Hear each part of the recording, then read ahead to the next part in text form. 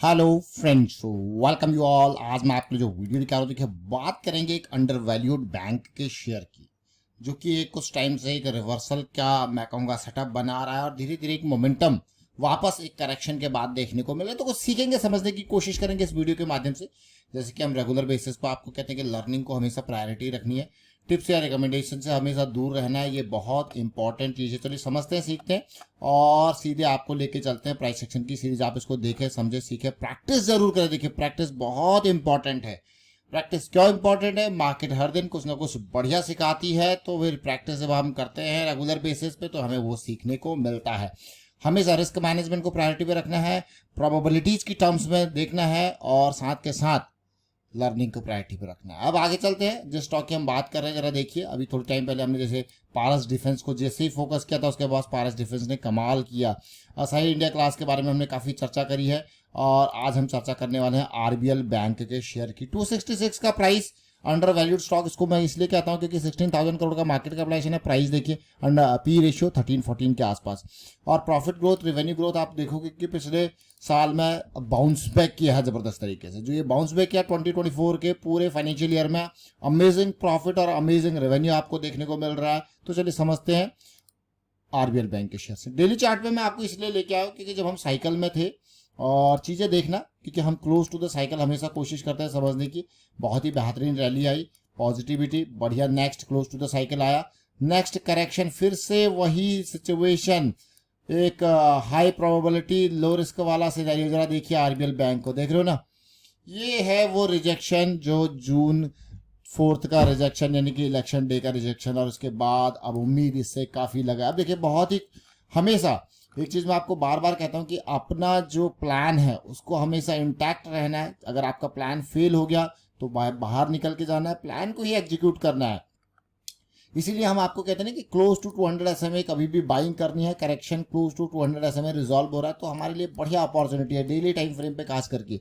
अब साइकिल को अगर आप समझे, डेली टाइम फ्रेम पे समझ सकते हैं, आवरली पे देख सकते हैं, आप उसको बड़े टाइम फ्रेम पे देख सकते हैं। देखिए बहुत ही लास्ट टाइम पे इन जोन से एक बढ़िया मूव दिया था, अब फिर से एक नया मूव। और रिस्क मैनेजमेंट के बारे में बात करते हैं, फिर बड़े टाइम फ्रेम पे आपको लेके जाएंगे। रिस्क मैनेजमेंट के बारे में बात अगर हम करें तो सबसे इंपॉर्टेंट पार्ट, अब ये देखिए ये लेवल आपको दिख रहा है। मान लो मैं शेयर को खरीद रहा हूँ 270 पे। मैं क्यों कह रहा हूँ 270 पे? थोड़ा ऊपर करंट प्राइस है और मेरा स्टॉप लॉस है 225 का। ठीक है, अब मुझे क्लियरली देखने को मिल रहा है यहाँ पे कि कितना लॉस मेरा यहाँ पे है, ऑलमोस्ट 45 पॉइंट्स का। अगर मैं यहाँ पे अब सीधे सीधे अगर 100 शेयर खरीदता हूँ तो 4500 का रिस्क मुझे क्लियरली दिख रहा है, पर ये जो मेरी इन्वेस्टमेंट रहेगी है कि नहीं है 4500 का। Now the question is whether I am able to afford that risk और नॉट। वो लॉस अफोर्ड करने के लिए तैयार हूं या नहीं। अगर हाँ है तभी आगे बढ़ना है, अगर नहीं है तो फिर से क्वेश्चन आएगा, अगर 4500 नहीं तो कितना लॉस आप अफोर्ड कर सकते हो? आपने कहा नहीं भाई 2250, यानी कि उसका हाफ, तो आप कहोगे भाई हम पोजीशन के साइज को 100 से कम करके 50 कर देते। रिस्क के जो आपका अफोर्डेबल ब्रैकेट है उसके दायरे से बाहर नहीं जाना है। क्यों? क्योंकि वो ही सबसे इंपॉर्टेंट है आपका कंफर्ट जोन। में इसलिए कहूंगा उसको कंफर्ट जोन क्योंकि आपको पहले से ही पता है ऊपर नीचे अगर पूरा आपके अगेंस्ट जाएगा तो आपका लॉस कितना होगा। तो देख सकते हो क्लियरली सिचुएशन। अब मैं आपको बड़े टाइम फ्रेम पे लेके जाऊंगा, पोटेंशियल को देखेंगे, समझने की कोशिश करेंगे। बड़े टाइम फ्रेम पे जरा देखिए, ध्यान दें वीकली के टाइम फ्रेम पे। वीकली के टाइम फ्रेम में हम ऑलरेडी मोमेंटम में कब आए थे? देखिए कभी भी किसी स्टॉक में जब हम मोमेंटम में नहीं होते हैं तो एंट्री करने का कोई फायदा नहीं। मोमेंटम में हम यहाँ पे आए थे, यानी कि पहली जब साइकिल स्टार्ट हो रही थी। फिर से अपॉर्चुनिटी, फिर से अपॉर्चुनिटी, बैक एंड हम मोमेंटम में है ही है। अब ये जरा देखिए पोटेंशियल, जहां से एक बड़ा फॉल ट्रिगर हुआ था वहां से हम यहाँ पे ट्रिगर करेंगे कि वो हमारा जो है वो जोन रहेगा। कहाँ से? जहां से एक बड़ा फॉल ट्रिगर हुआ था। तो वो लेवल आप देख सकते हो 600 के पास है ये लेवल, जहां से एक बड़ा फॉल ट्रिगर हुआ था। ये धीरे धीरे अभी देखिए अभी कहाँ पे जोन पे, इसके नियर कंसोलिडेशन है। फिर एक इंपॉर्टेंट जोन जो आएगा वो इसके नियर।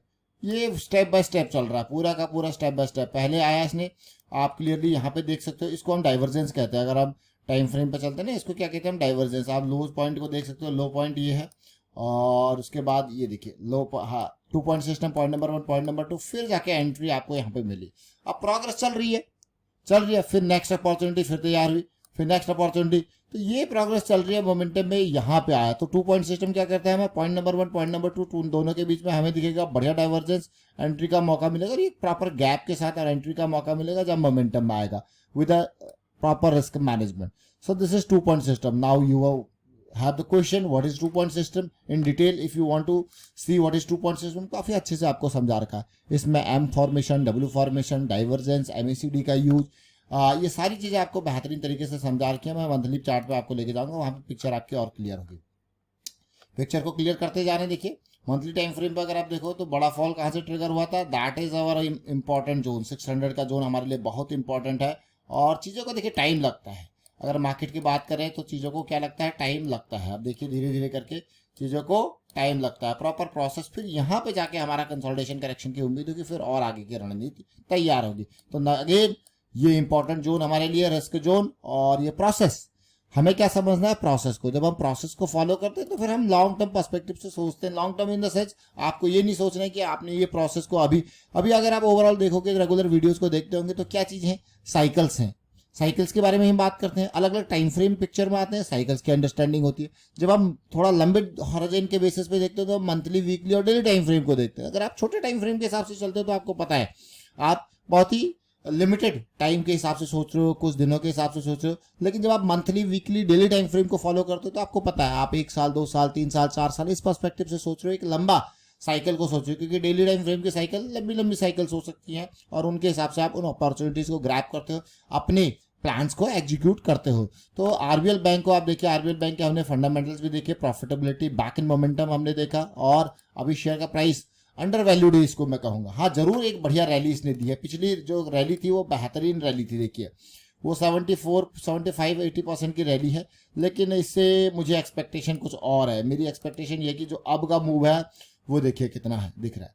तो एक बड़ा, अगर यहीं पे देखें तो यही 40% का है. और जो फॉल से पहले का मूव जो था वो मोर देन 130% का. क्या ये इस टारगेट को पूरा कर पाएगा वो तो देखेंगे. बट हमारा सबसे इंपॉर्टेंट बात है कि प्रॉफिट मार्केट के हाथ में, लॉस आपके हाथ में. तो लॉस जो है वो कंट्रोल करना ज़्यादा इंपॉर्टेंट है. देखिए मार्केट में टिप्स या रिकमेंडेशन से दूर रहे और लर्निंग को फोकस करें, और प्रायोरिटी दे लर्निंग को, रिस्क मैनेजमेंट को फोकस करें. और साथ के साथ थोड़ा सा मार्केट के बारे में मैं यही कहूँगा, अवेयरनेस स्प्रेड करते रहें. प्रैक्टिस जरूर करें चार्ट्स के बेसिस पे, monthly, weekly, daily time frame. और छोटे टाइम फ्रेम्स में से थोड़ा सा दूरी इसलिए बनाए क्योंकि अगर आप नए हो मार्केट में, सीख रहे हो, तो बड़े टाइम फ्रेम को पहले अपना माइंडसेट तैयार कर ले बड़े टाइम फ्रेम के हिसाब से, फिर धीरे धीरे स्विच करें छोटे टाइम फ्रेम के ऊपर.